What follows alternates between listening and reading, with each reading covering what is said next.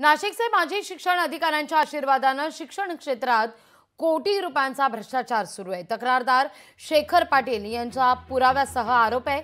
आरक्षण कायदा डावलून शिक्षण सेवकांची भरती केली आहे असं ते म्हणतात।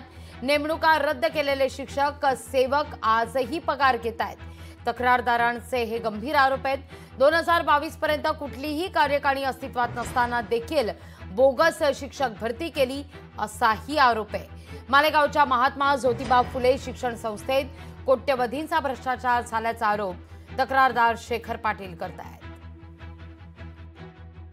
महात्मा फुले शिक्षण संस्था या शिक्षण संस्थेत कोट्यवधीचा भ्रष्टाचार झालेला आहे। या शिक्षण संस्थेत 2012 साली ज्या आरक्षणाच्या जागेवर लागलेले 6 शिक्षक आहेत त्यांची नेमणूक रद्द झालेली होती, तरी देखील या शिक्षकांना आज रोजी सुद्धा पगार चालू आहे। या शिक्षकांचा पगार उदय देवरे वेतन अधिकारी यांनी पगार सुरू केला व यांना बेकायदेशीर फरक बिलं काढून दिले व या शिक्षण संस्थेत महाराष्ट्र आरक्षण अधिनियम 2004 लागू आहे, तरी देखील 20 वर्षापासून कुठली आरक्षणाची जागा व पद भरलेले नाही। या शिक्षण संस्थेने शिक्षण अधिकाऱ्यांशी हातमिळवणी करून 2च्या जागी 7 लोकांचे पगार 2 जागेवर सुरू केलेले आहेत। शासनाची मोठी फसवणूक आहे।